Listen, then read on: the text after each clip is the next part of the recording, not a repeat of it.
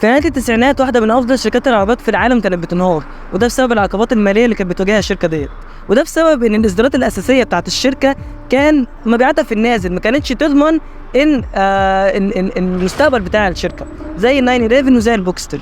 دلوقتي أنتوا فهمتوا أنا بتكلم عن إيه. طيب في الجانب الآخر بقى أو في الأسواق العالمية انتشرت قوي عربيات الدفع الرباعي او عربيات الاس يو فيز، ففكرت بورشه طب انا ليه ما اعملش عربيه تكون اس يو في تكون فخمه تديك اداء قوي زي ما انت عايز. في 2002 بقى بورشه فاجئتنا بالعربيه اللي انقذت تاريخها المالي، العربيه اللي قومت شركه بورشه من جديد، العربيه اللي من احسن العربيات الاس يو فيز في العالم دلوقتي. رحبوا معانا بافضل عربيه اس يو في في العالم دلوقتي اللي بتعمل لك مزيج قوي قوي ما بين القوه وما بين الفخامه والاداء القوي، البورشه كاريرا 2020. وده سؤال الحلقه بتاعت النهارده، هل البورشه كاريرا بعد صدورها من 4 سنين تقدر تنافس العربيات الاس يو في في العالم دلوقتي ولا لا؟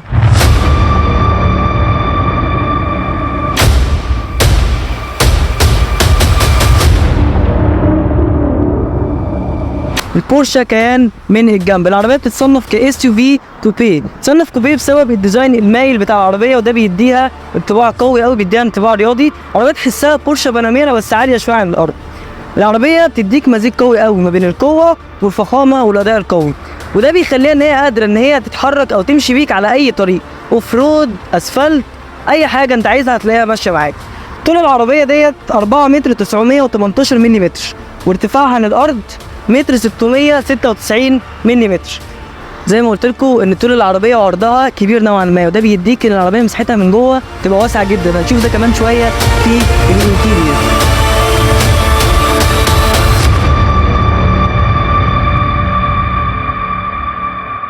لما نيجي نتكلم عن الديزاين بتاع العربيه من قدام، عندك هنا الجرين الكبيره ديت، الجرين ديت معموله عشان تشفط لك الهواء كله، علشان تقدر ان هي تهوي على المحرك العملاق الستة سلندر اللي جوه العربيه ديت.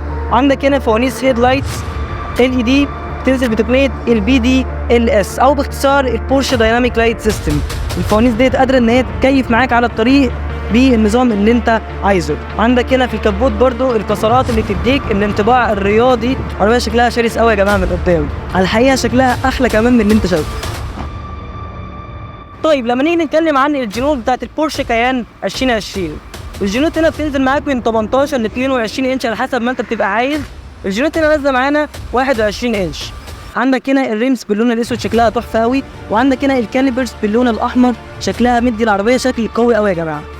طيب لما نتكلم عن الديزاين بتاع البورشه كيان 2020 من ورا، العربيه واخده برده طابع الكوبيه زي ما اتكلمنا. عندك هنا الفوانيس ال اي دي متصله ببعض، هنا شكلها تحفه، ده يخليك وانت ماشي في الشارع لو شفت العربيه من بعيد هتعرف ان ديت بورشه كيان. عندك هنا اللوجو بتاع بورش 3 دي جوه العدادات جوه، وعندك هنا السبويلر بيتحرك معاك فوق ال 90 كيلو متر، بيتحرك اوتوماتيكي علشان يساعدك على الداون فورس. وبالمناسبه العربيه ديت اول نسخه تنزل بالسبويلر ده، يعني النسخ اللي قبل كده ما كانش فيها السبويلر ده. 645 لتر هو حجم الشنطه، وده رقم كويس جدا، ده في حاله الشنطه وضعها الطبيعي. طيب لما بتنزل الكنبه اللي ورا حجم الشنطه بيبقى 1710 لتر. انت متخيل معايا الرقم؟ انت ممكن تحط كده بيكانتو صغيره جوه. عندك تحت مخرجين مزدوجين يمين وشمال للاكزوست.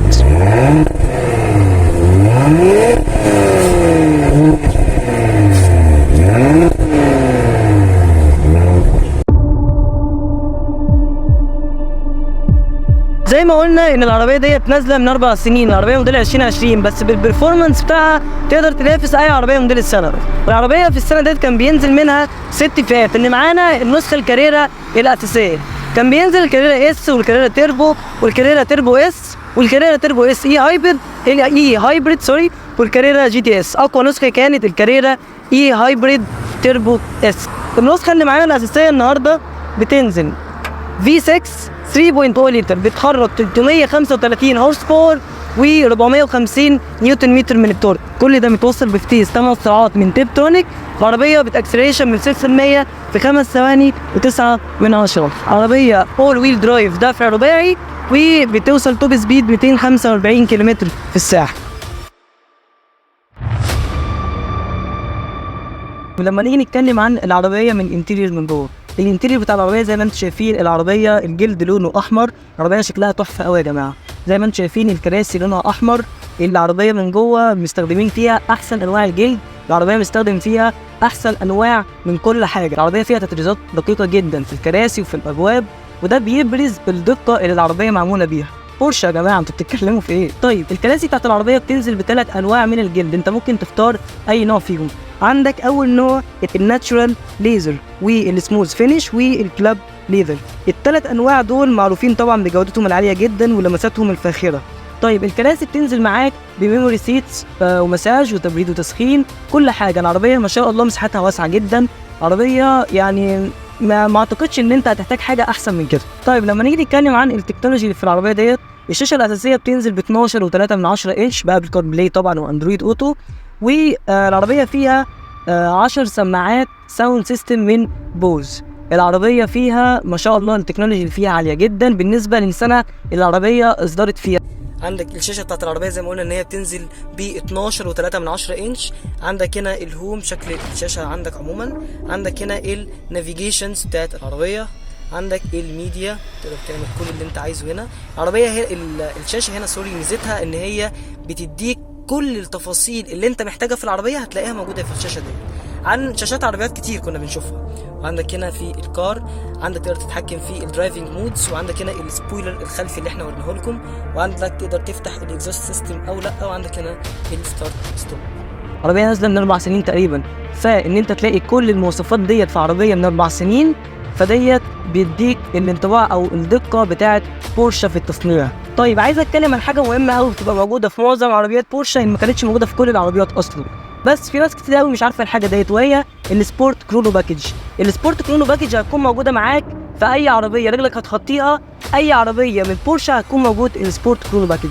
طيب هي عباره عن ايه؟ تبقى الساعه المشهوره بتاعه بورشه. الساعه ديت مش مهمتها بس ان هي توريك الوقت ولا الكلام ده كله، لا، ديت برضه المحبين الحمامات، الناس اللي بتحب تجري، ده بيديك عدد اللفات اللي انت جبتها. بس طبعا ديت للناس المجنونه شويه يا جماعه، وانا من الناس المجنونه ديت على فكره. عندك هنا في الطاره زرار سويتش مود. الزرار دوت عندك فيه 4 وضعيات كده، عندك الدرايف والسبورت والسبورت بلس والانديفيدوال. طيب زي ما احنا عارفين الدرايف والسبورت والسبورت بلس مهمتهم ايه؟ طيب هي الانديفيدوال يا عم يوسف، الانديفيدوال هي مهمتها ان انت بتكستمايز العربيه على مزاجك زي ما انت عايز. يعني ايه برضو؟ يعني انت ممكن تجيب العربيه على السبورت بلس وفي نفس الوقت تعمل العربيه فيها سيستم اير سسبنشن، وده من ضمن السبورت كرونو باكج. ممكن توطي العربيه مثلا لتحت، بص انت هتكستمايز العربيه زي ما انت عايز. وعندك في النص زرار السبورت ريسبونس، الزرار ده بتدوس عليه بيديك 20 ثانيه اعلى اداء للعربيه في ال 20 ثانيه دول.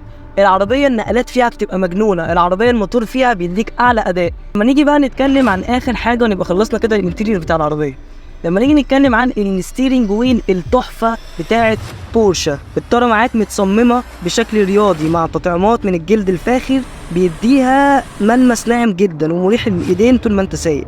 الطاره بتنزل معاك في بعض الاصدارات بس مش كلها، ممكن تنزل معاك الومنيوم او كربون فايبر، ودوت انت ممكن تضيفه كاوبشن في العربيه. عندك هنا الستيرنج ويل بتاع البورشه كيان 2020. عندك هنا في النص هنا عداد الار بي ام، وعندك هنا 4 شاشات ديجيتال، اتمنى يكونوا واضحين اهم. تمام.